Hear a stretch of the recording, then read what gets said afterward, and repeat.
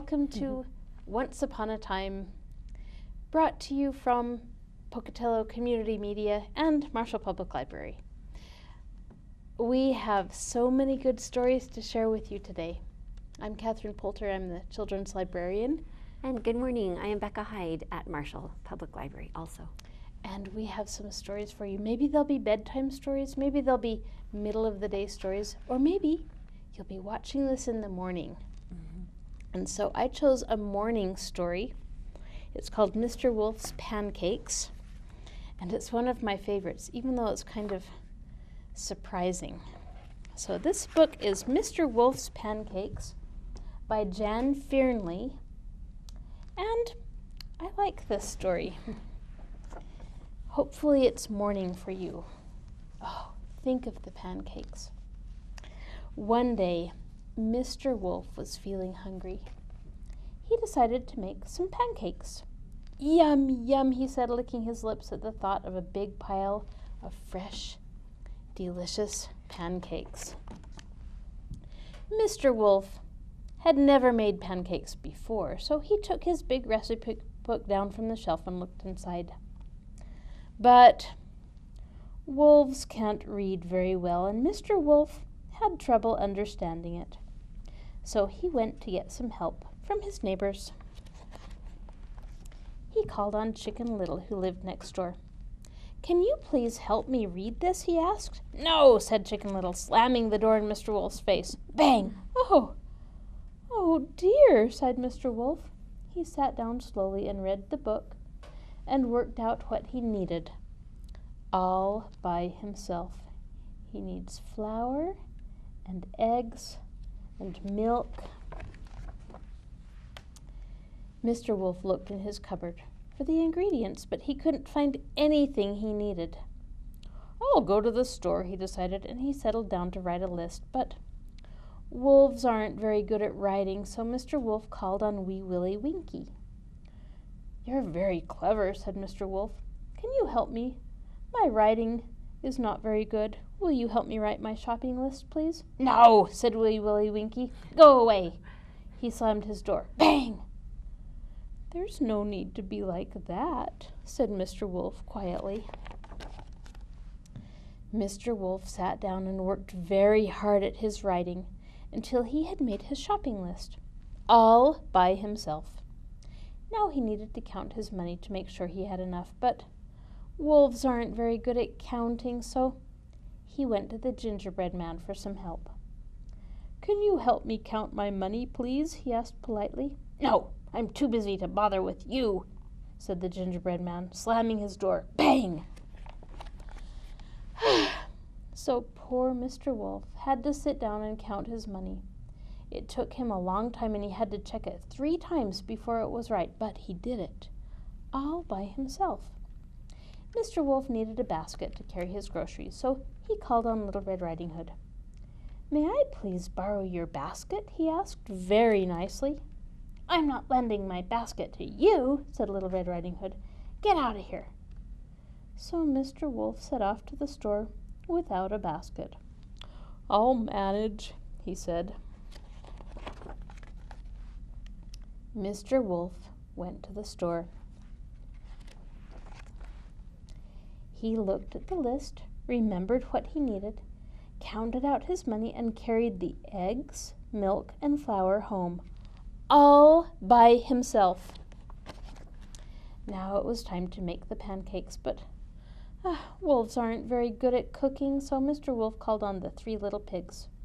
"Can you please help me cook my pancakes? I'll share them with you," he said kindly. "Forget about it," chorused the pigs, slamming their doors. Bang, bang, bang. Mr. Wolf felt sad because nobody wanted to help him. Mr. Wolf went home and started to make the pancakes, all by himself. Soon, there was a huge pile of delicious pancakes on the table, all ready for eating. Now, as Mr. Wolf had been making his pancakes, a lovely smell had drifted out of the kitchen. All his neighbors could smell it, and it made them feel very hungry. They wanted some pancakes too. They decided to try their luck. So they knocked on Mr. Wolf's door. "Give us some of your pancakes," said the rude bunch. "Why should I give any to you?" said Mr. Wolf. "Not one of you would help me." "We'll help you eat them," replied Mr. Wolf's neighbors nastily. "Anyway, we're not going away until you give us some." Mr. Wolf thought very hard for a moment. There was only one thing to do. "Oh, very well then," he sighed. "You had better come in." Mr. Wolf opened the door wide and whoosh! His greedy neighbors rudely pushed him aside and dashed down the hall. Mr. Wolf shook his head, shrugged his shoulders, followed them into the kitchen, and when they were all in, Mr. Wolf gobbled them up, snippety-snappety, and that was the end of his unhelpful neighbors. And then, with his bulging stomach still not quite full, Mr. Wolf sat down to eat his pile of pancakes, and he did it all by himself. Well, there was nobody else around. The end. So funny. I like that. Here's a beautiful book Oh, that is yes. quite new, called Here We Are, Notes for Living on Planet Earth by Oliver Jeffers. And at the beginning there's a foreword. It says, "To my son Harland. This book was written in the first 2 months of your life as I tried to make sense of it all for you. These are things I think you should know. Here we are."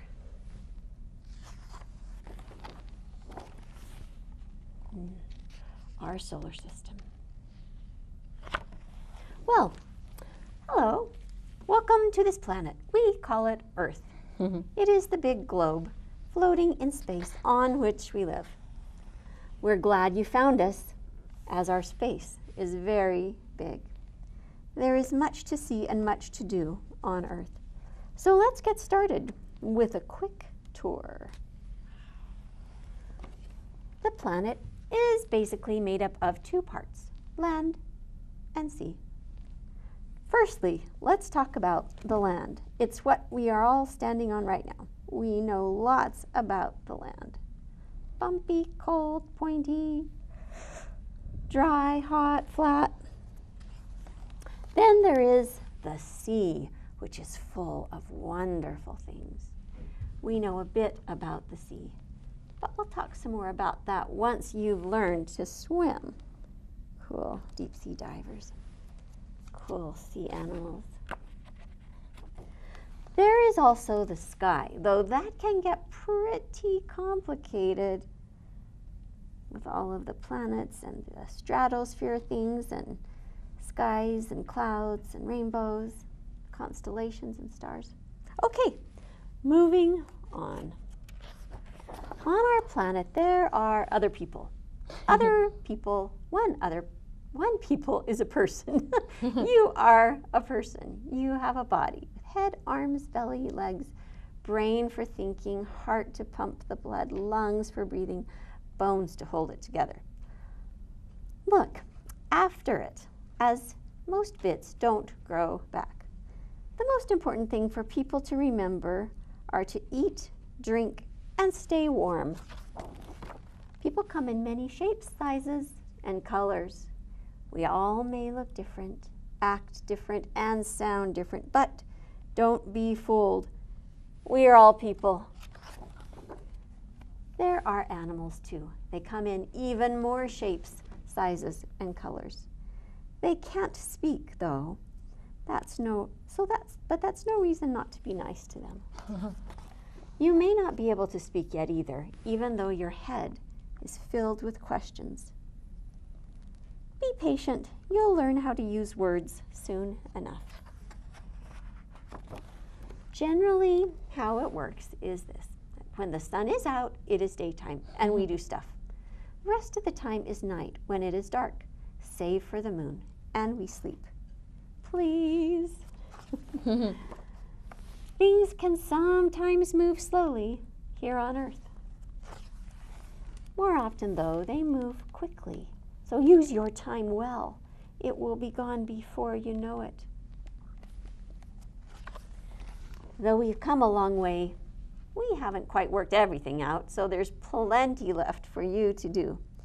You will figure lots of things out for yourself. Just remember to leave notes for everyone else. It looks big, Earth, but there are lots of us on here. More than 7 billion, and counting, so be kind. There is enough for everyone. Well, that is planet Earth. Make sure you look after it, as it's all we've got. Now, if you need to know anything else, just ask. I won't be far away. And when I'm not around, you can always ask someone else. You are never alone on Earth. The end. Oh, I love that book. All the people live here. That is It's wonderful. lovely. I like that. Well, it is summer now. In fact, midsummer just happened, and so I found a really funny book. It's called Mad Summer Night's Dream. It's by Ruth Brown, and it's really funny. And it's a good book to read at the beginning of summer. So I'm going to. Mad Summer Night's Dream by Ruth Brown. One midsummer night in winter, when snow lay on the ground, from miles away inside my head, I heard an eerie sound.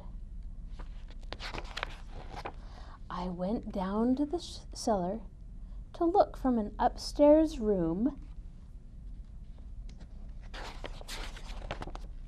The flowers were singing sweetly.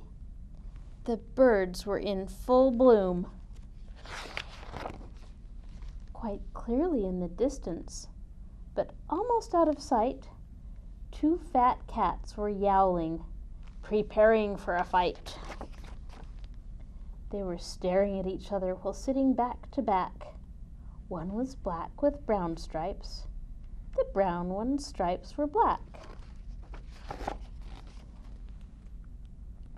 3 stone monkeys sprang to life and danced around with glee. The blind one said, "I volunteer to be the referee." He said he'd watch the hissing cats to supervise fair play. The silent monkey by his side screeched, "That will be the day." The other monkey next to him said he would keep the score, for though he couldn't hear a thing, he'd heard it all before. But as they started fighting, the wall came tumbling down. The cats fell into a dried-up ditch. I feared that they might drown. I jumped right in to save them and heard a piercing scream. It woke me up. And it was morning. What a mad midsummer night's dream. The end. Well, speaking of summer, Yes. vacationing is a great thing to do in the summer. And here we have a guide to visiting Paris. And it's an original by Laurent de Brunhoff book. Babar's Guide to Paris. Oh, And we love Babar. and we love Paris. We love Paris a lot too. Lovely painting. Babar's youngest daughter, Isabella, is going to Paris. Babar has been there often. It is one of his favorite cities. Before she leaves, he tells her how to enjoy it. First, he says, you must go to a cafe, order anything. You can sit as long as you like, read a book, or just watch the world go by. The cafe is the theater of Paris, where you are both actor and spectator. Each cafe is different. Café de Flore and du Magot are right next door to each other. Celeste frequents the Flore, while Cousin Arthur prefers the du Magot. The cafes are full day and night. There is never a wrong time to stop for a citron pressé or an ice cream. And if you stand at the bar, it costs less. Have dinner at a brasserie. This is a lively restaurant where you can eat just about anything you want. Some of my favorites are La Coupole, Balzar, Le Vaudeville, and Bofinguet. The seafood platters are amazing. Best of all, you can bring your dog. Find your own favorite restaurant and go there often. Then the waiters will greet you as a friend. Despite its good reputation, the weather in Paris can be rainy, chilly, and windy. Take your down or leather jacket and a warm wool scarf. If you forget something, don't worry. There are many chic stores in Paris, and shopping there is fun. Apartment houses have coded numbers, panels instead of doormen at the outer door. You must know a friend's code as well as her address. The elevator is likely to be small. Paris has many interesting bookstores. You can also find used books, posters, and prints at stalls all along the Seine. Take the subway, called the metro. When the train starts, grab a pole and hold on tight. Go to museums, especially the Louvre, which you enter through a glass pyramid. You will see many strange and beautiful things inside. See Monet's painting of water lilies at the Orangerie Museum. Take a bateau mouche and see Paris from the river. Admire the Eiffel Tower from every angle. Exchange ideas with a friend in the Luxembourg Garden. Like a Parisian, enjoy food and conversation and every scrap of good weather you get. Walk everywhere. Walk as much as you can. There will be a surprise on every block. A lion, an artist, maybe children learning anatomy from statues. You might see a street market in the morning, which will have disappeared by the afternoon. There will always be a park nearby to explore or to relax in. At night, go to the theater or the opera. Next morning, laze on the quays of the Seine. Love Paris as we all do. Dream about living in Paris, as we all have. See the great world and treasure every bit of it. Darling child, but at the end of your journey, come back to your family in Celesteville and let us welcome you home. The end. Oh, that's beautiful. Does it make you want to go back, Catherine? Oh, I would love to go back to Paris, yes. Someday. Someday. The next book I have it's a good story. It's called The Summer My Father Was 10. It's by Pat Brisson and illustrated by Andrea Shine.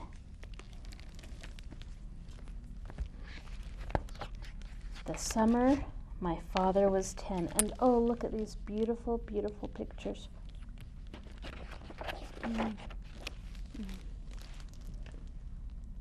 Every year, my father and I plant a garden.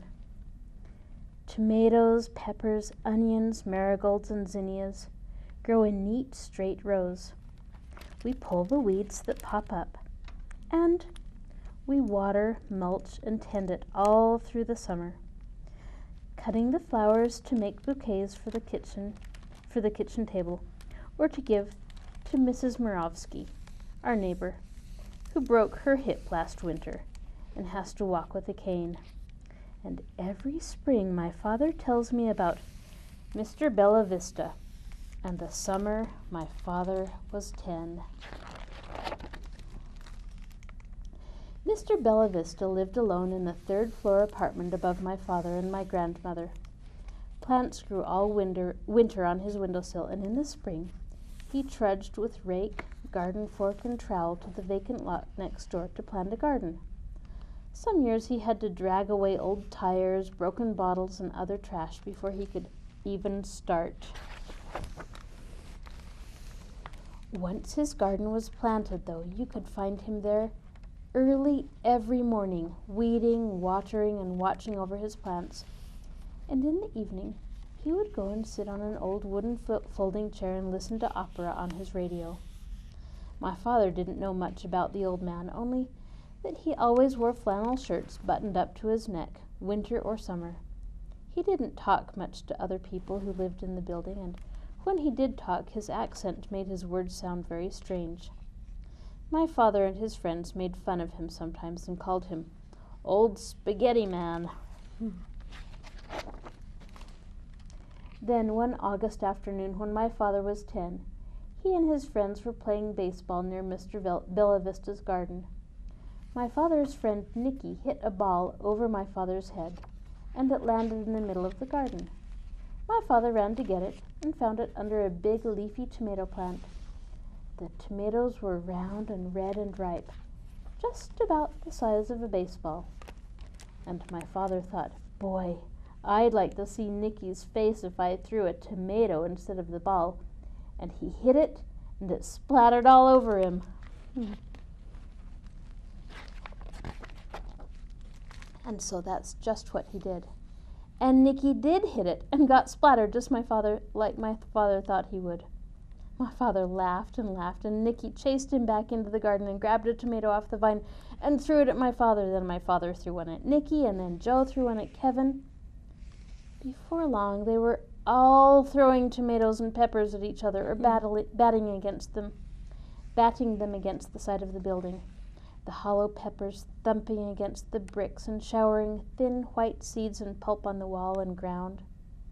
The tomatoes hit with a splat and burst into messy globs.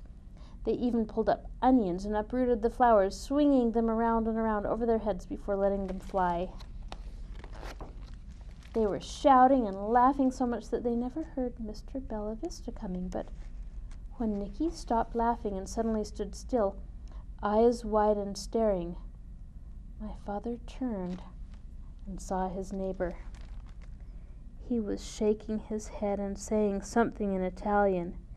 He looked at the walls splattered with tomatoes and peppers and at my father and his friends, and he said just one word, "Why?" My father looked at the garden, trampled and ruined, and it was only then that he realized what they had done. He looked back at Mr. Bellavista, but the old man had gone to his plants and was tenderly picking up the broken pieces and setting them in a pile at his feet. My father's friends all went away, leaving my father and Mr. Bellavista alone in the lot. My father wanted to go over and tell his neighbor he was sorry, but his feet were like heavy stones holding him there.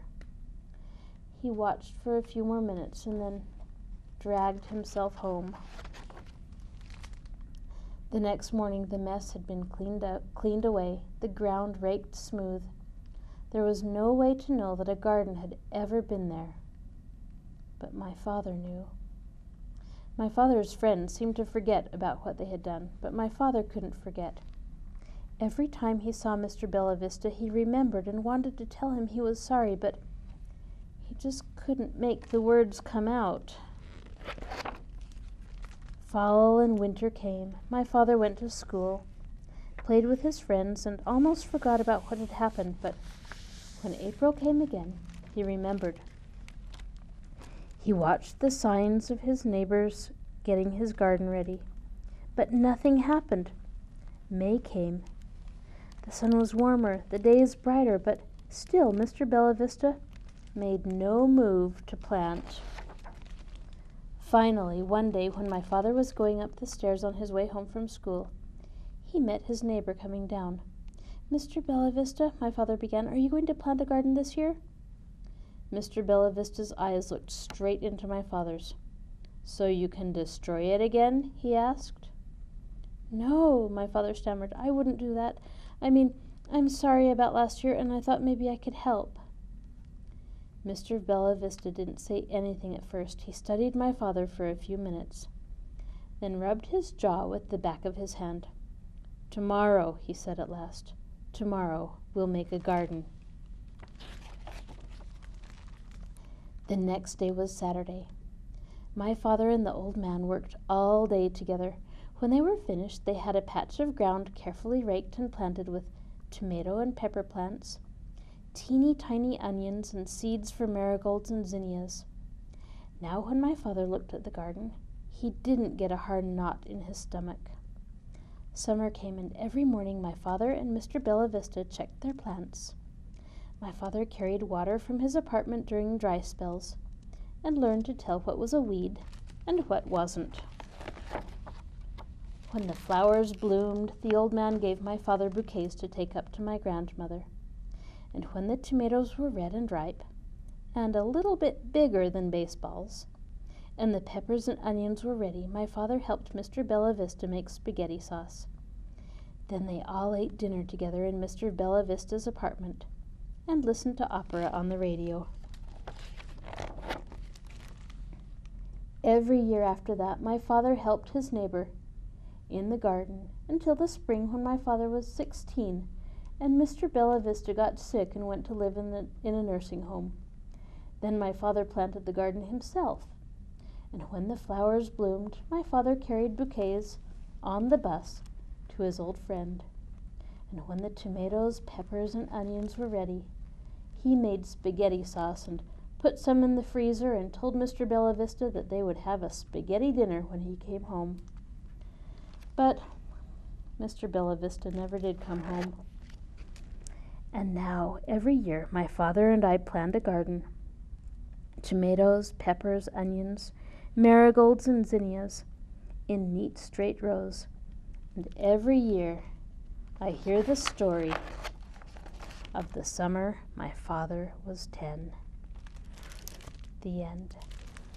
Thank you. Oh, beautiful story. It's a beautiful story. This book about lighthouses somehow makes me feel a summer feeling, and the illustrations are beautiful. This is a book by Sophie Blackall, and it is titled Hello, Lighthouse.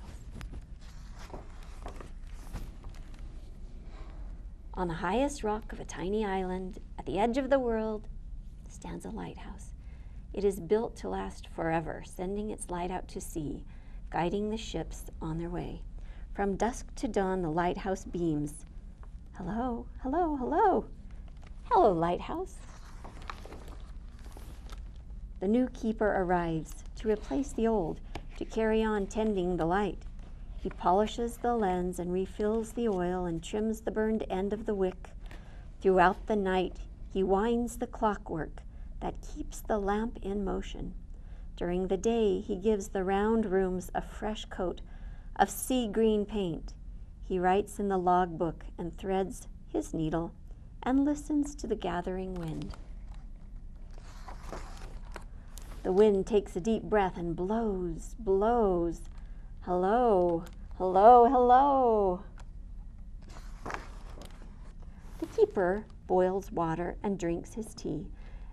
As he fishes for cod from the window, he sets the table and hums a tune and wishes for someone to talk to.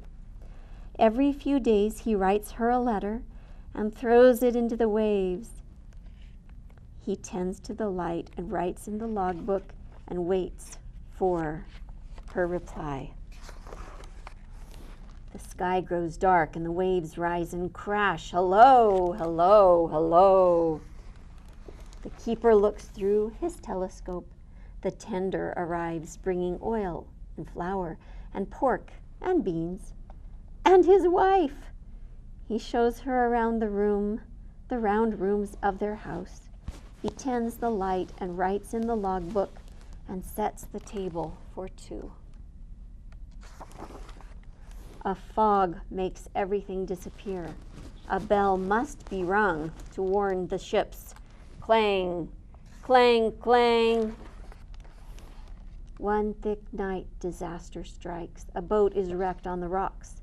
Not a moment to lose, the keeper rows out. He pulls 3 sailors from the deep Black Sea. He tends the light and writes in the logbook and wraps up the sailors in blankets. The sea turns into a carpet of ice. Hello, hello, hello. One dawn, the keeper begins to sneeze. By dusk, he is terribly ill. His wife is everywhere all at once, running up and down, spiral stairs. She tends the light and feeds him broth and chips of ice. Chips off the ice off the lantern room windows. She sits by his side and writes in the logbook the minute his fever breaks. The icebergs pass by on their journey south. The whales pass by on their journey north. Hello, hello, hello. Inside the lighthouse, the woman walks around and around the room. Her husband boils water and helps her breathe in and out. He tends the light and writes in the logbook and notes the birth of their child. The sky erupts in swirls of green. Hello, hello, hello. The tender arrives, bringing oil and flour and pork and beans and the mail. Along with fresh books and news from the land, there's an unexpected letter with the Coast Guard's seal.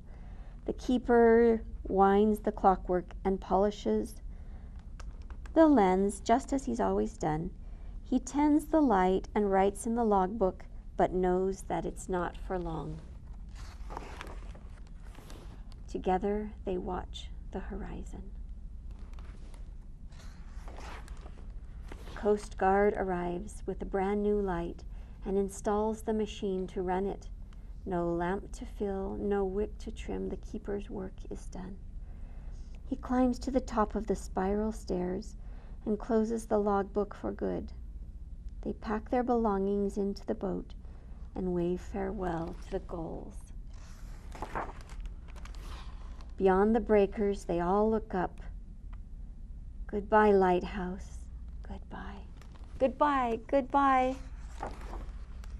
On the highest rock of a tiny island at the edge of the world stands a lighthouse. It is built to last forever, sending its light out to sea. The fog rolls in and the fog rolls out. The waves rise and crash. The wind blows and blows. Hello, hello, hello. Over the waves across the bay, a light on the land beams back. Hello, hello, hello. Hello, lighthouse. And there they are, watching the lighthouse, remembering. Oh, what a nice story. That's beautiful. I have another beautiful story here. It's called Brother Eagle, Sister Sky. And the words are by Chief Seattle that he spoke. You'll learn about that as I read it. And it has beautiful paintings by Susan Jeffers in it. Brother Eagle, Sister Sky. And look at all of these. When you come to the library, you can check out books like this and look at all of the details. There's wolves here, and an Indian, and an owl. And I bet you could find other things in these pictures as well. So here we go. Brother Eagle, Sister Sky. In a time so long ago that nearly all traces of it are lost on the prairie dust, an ancient people were a part of the land that we love and call America. Living here for thousands of years, their children became the great Indian civilizations of the Choctaw and Cherokees, Navajo, Iroquois, and Sioux, among many others. Then, white settlers from Europe began a bloody war against the Indians, and in the span of a single lifetime, claimed all the Indians' lands for themselves. allowing them only small tracts of land to live on. When the last of the Indian wars were drawing to a close, one of the bravest and most respected chiefs of the Northwest nations, Chief Seattle, sat at a white man's table to sign a paper presented by the new Commission of Indian Affairs for the territory. The government in Washington, D.C. wished to buy the lands of Chief Seattle's people. With a commanding presence and eyes that mirrored the great soul that lived within, the chief rose to speak to the gathering in a resounding voice. "How can you buy the sky?" Chief Seattle began. "How can you own the rain and the wind? My mother told me every part of this earth is sacred to our people. Every pine needle, every sandy shore, every mist in the dark woods, every meadow and humming insect, all are holy in the memory of our people. My father said to me, 'I know the sap that courses through the trees as I know the blood that flows in my veins. We are part of the earth, and it is part of us. The perfumed flowers are our sisters. The bear, the deer, the great eagle, these are our brothers.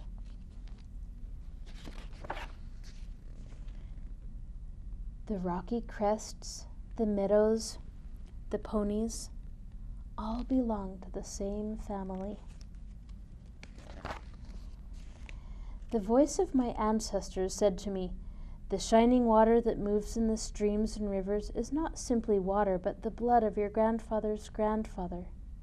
Each ghostly reflection in the clear waters of the lakes tells of memories in the life of our people.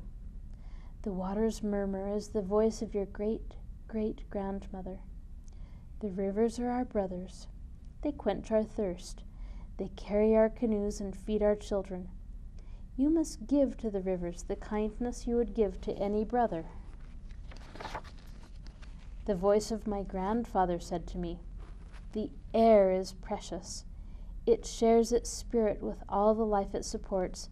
The wind that gave me my first breath also received my last sigh. You must keep the land and air apart and sacred, as a place where one can go to taste the wind that is sweetened by the meadow flowers. When the last red man and woman have vanished with their wilderness, and their memory is only the shadow of a cloud moving across the prairie, will the shores and the forest still be here? Will there be any of the spirit of my people left?' My ancestors said to me, 'This we know. The earth does not belong to us. We belong to the earth.' The voice of my grandmother said to me, 'Teach your children what you have been taught. The earth is our mother. What befalls the earth befalls all the sons and daughters of the earth.' Hear my words and the voice of my ancestors," Chief Seattle said. "The destiny of your people is a mystery to us. What will happen when the buffalo are all slaughtered, the wild horses tamed? What will happen when the secret corners of the forest are heavy with the scent of many men? When the view of the ripe hills is blotted by talking wires, where will the thicket be? Gone. Where will the eagle be? Gone. And what will happen when we say goodbye to the swift pony and the hunt? It will be the end of living and the beginning of survival. This we know. All things are connected like the blood that unites us. We did not weave the web of life. We are merely a strand in it.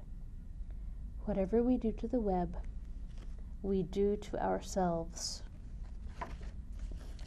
We love this earth as a newborn loves its mother's heartbeat.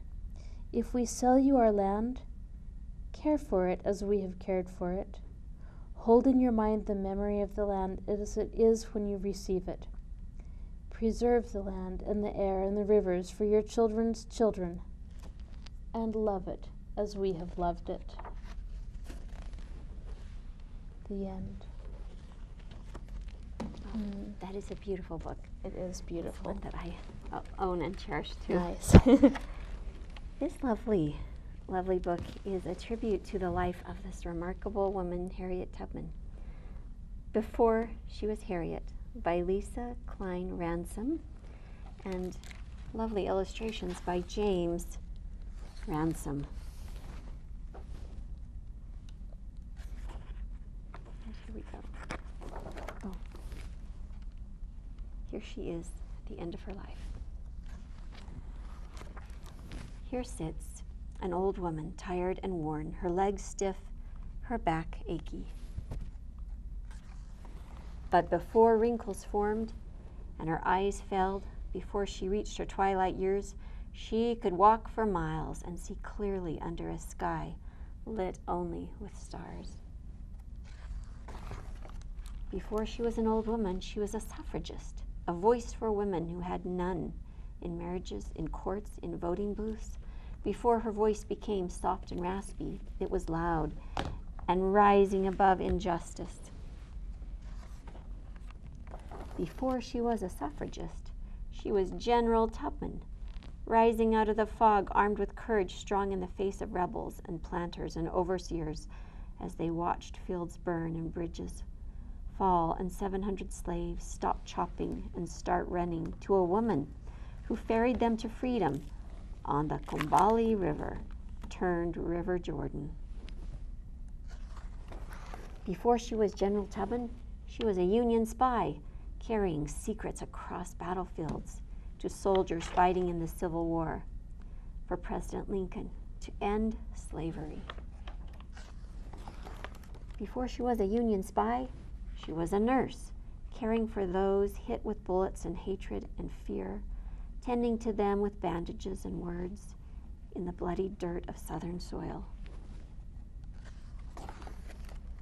Before she was a nurse, she was Aunt Harriet, daughter of Ben and Rit, who helped her parents flee their master and find their way through the woods and streams to the safety of Canada and a new home in the north.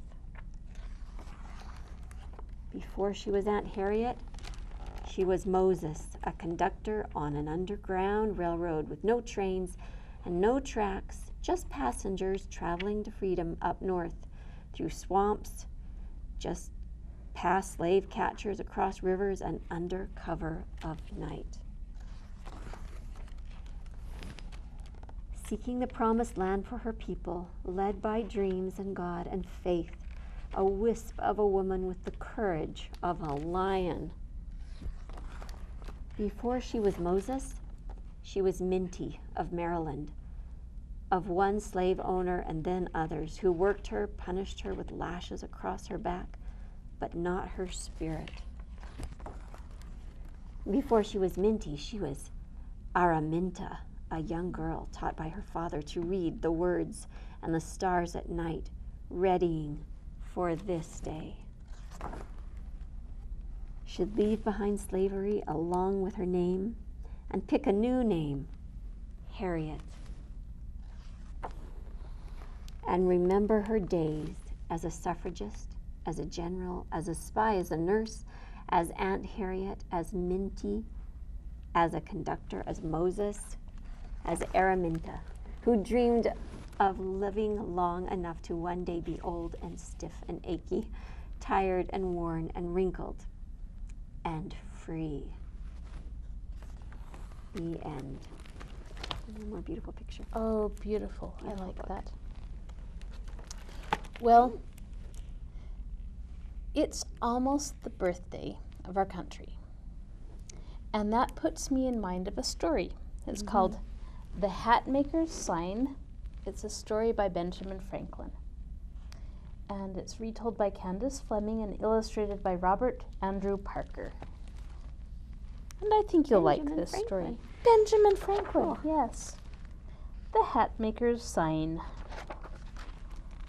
At last, After endless hours of scribbling and struggling, Thomas Jefferson had written it, and it was perfect. Every word rang, every sentence sang, every paragraph flowed with truth. "It is exactly right," Jefferson exclaimed.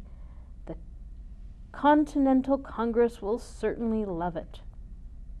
But the next morning, after Jefferson's wonderful words had been read aloud, the Congress broke into noisy debate. "I don't like this word," quibbled one delegate. "Let's replace it." "And this sentence," argued another. "I think we should cut it out." "What about this paragraph?" shouted another. "It must be removed." While the Congress argued around him, Thomas Jefferson slumped in his chair, his face flushed with anger and embarrassment. "I thought my words for the Declaration of Independence were perfect, just the way they were," he muttered to himself. Just then he felt a consoling pat on his shoulder. He looked up into the sympathetic eyes of Benjamin Franklin. "Tom," Benjamin Franklin said, smiling, "this puts me in mind of a story." In the city of Boston, on a cobblestone street, a new hat shop was opening for business. All stood ready. Comfortable chairs had been placed before polished mirrors. Wooden hat boxes were stacked against one wall, and the front window was filled with tricorns and top hats, coonskins and wool caps. There was only one thing the hat shop did not have: a sign. But the hat maker, John Thompson, was working on it. Knee-deep in used parchment and broken quill pens, John struggled to create a sign for his shop, and at long last he wrote one. It read, "John Thompson, Hat Maker. Fashionable hats, sold inside for ready money." Beneath the words, John drew a picture of a hat. "It is exactly right," John exclaimed. "Customers will surely love it." But before hurrying to the sign maker's shop, where his words and picture would be painted onto board, John showed his parchment to his wife, Hannah. "Oh, John," Hannah giggled after reading what John had written, "why bother with the words 'for ready money'? You're not going to sell hats for anything else, are you? Remove those words and your sign will be perfect." "You're probably right," sighed John. So John rewrote his sign. Now it read, "John Thompson, Hat Maker. Fashionable hats, sold inside." Beneath the words he drew a picture of a hat. Parchment in hand, John headed for the sign maker's shop. He had gone as far as the Old North Church when he met Reverend Brimstone. "Where are you strolling for on such a fine morning?" asked the Reverend. "To the sign maker's shop," replied John. He held out his parchment. Reverend Brimstone read it.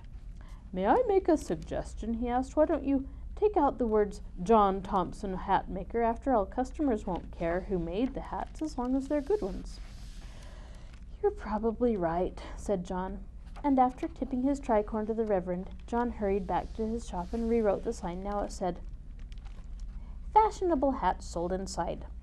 Beneath the words he drew a picture of a hat. Parchment in hand, John headed for the sign maker's shop. He had gone as far as Beacon Hill when Lady Manderley stepped from her carriage and into his path. "What have you there?" asked the haughty lady. She plucked the parchment from John's hand and read it. "Absurd!" she snorted. "Why bother with the word 'fashionable'? Do you intend to sell unfashionable hats?" "Absolutely not," cried John. "Then strike that word," replied Mrs. Manderley. "Without it, your sign would be perfect." "You're probably right," sighed John. And after kissing the lady's elegantly gloved hand, John hurried back to his hat shop and rewrote his sign. Now it read, "Hats, sold inside." Beneath the words he drew a picture of a hat. Parchment in hand, John headed for the sign maker's shop. He had gone as far as Boston Common when he met a British magistrate. The magistrate, always on the lookout for unlawful behavior, eyed John's parchment. Hand it over or face the stockades, demanded the magistrate. John did. He gulped nervously as the magistrate read it. Tell me, Hatter, bullied the magistrate, why do you write sold inside? Are you planning on selling your hats from the street? That is against the law, you know. I say delete those words if you want to stay out of jail. And if you want your sign to be perfect. Yes, sir. No, sir. I will, sir, stammered John. And after hastily bowing to the magistrate, John hurried back to his shop and rewrote his sign. Now it read, hats. Beneath the word, he drew a picture of a hat. Parchment in hand, John headed for the sign-maker's shop. He had gone as far as the Charles River when a brisk breeze snatched the parchment from his hand and dropped it at the feet of two young apprentices sitting on a crate of tea. The first apprentice picked up the parchment and read it. Hey, mister, he said, why do you write hats when you already have a picture of one? Yes, why? Asked the second apprentice. It would be much better sign without that word, suggested the first apprentice. It would be perfect, added the second apprentice. You're probably right, sighed John, and after tossing each boy a halfpenny, John hurried back to his hat shop and composed his sign. Now it read, nothing. He drew a picture of a hat. Parchment in hand, John headed for the sign-maker's shop. He had gone as far as Harvard College when he met Professor Wordsworth. John shoved his parchment under the professor's nose. Please, sir, he said, would you tell me what you think of my sign? The surprised professor straightened his spectacles and peered at the picture. Since you ask my opinion, I shall give it, said Professor Wordsworth. However, I must ask you a question first. Are you displaying your hats in your shop's front window? John nodded. Then this picture is useless, declared the professor. Everyone will know you sell hats simply by looking in your window. Eliminate the picture and your sign will be perfect. You're probably right, sighed John. And after pumping the professor's hand in thanks, John hurried back to his hat shop and rewrote his sign. Now it read, nothing. It showed nothing. It was wordless and pictureless and entirely blank. Parchment in hand, John headed to the sign-maker's shop. Past the Old North Church and Beacon Hill, past Boston Common and the Wharf and Harvard College. At long last, John arrived at the sign-maker's shop. Exhausted, he handed over his parchment. I do not understand, said the puzzled sign-maker as he stared at the empty parchment. What does this mean? What are you trying to say? John shrugged. I don't know any more, he admitted, and he told the sign-maker about his new hat shop and his sign and how no one had thought it was perfect enough. When he had finished, the sign-maker said, May I make a suggestion? How about John Thompson, hat maker. Fashionable hats sold inside for ready money. Beneath the words, I shall draw a picture of a hat. Yes, exclaimed John. How clever of you to think of it. That is exactly right. Indeed, it is perfect. So you see, Tom, concluded Benjamin Franklin, no matter what you write or how well you write it, the public is going to read it. You can be sure they will want to change it.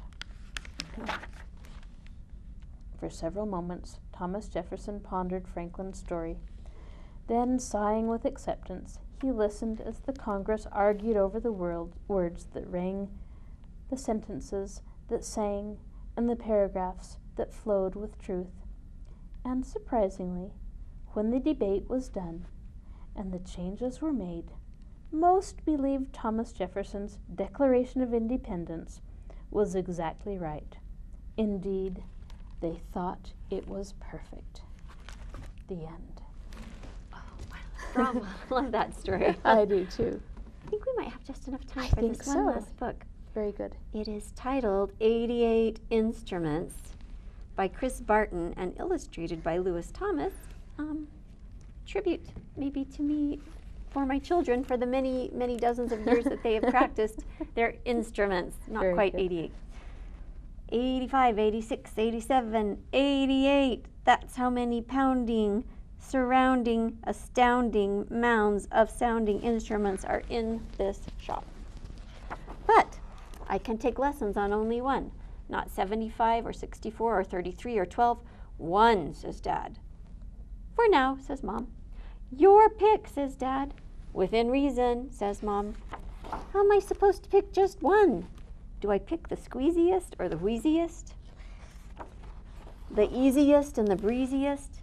But how about the slidiest, the squonkiest, the blowiest, or the honkiest? The tootiest or the grooviest or the shiniest or maybe just the tiniest. There's also the strummiest and the thrummiest, the smashiest, the crashiest, the drummiest and bashiest. The twangiest, the rowdiest, the loudiest, the crowdiest. And then plink. It's so clear. Plunk. So right. Plunk. So right for me. I'm going to learn the plinkiest, the plunkiest, and here to there the spunkiest. The piano. But wait. There are so many keys to keep straight. So many ways to master. How many are there? There's 1, 12, 33, 64, 75, 88. 88 keys and 88 sounds and 80 out sounds like a lot. 88 does. But you know what? I'll just learn it 1 plink, 1 plunk. 1 note at a time. And soon I'll be ready for 88. Bravo. Blink, blink, blink, blink. The end. Wonderful. Great story. Come to the library. Come and check out these books and visit with us. Oh, please. We would love that. And we'll talk to you again next time. Bye-bye.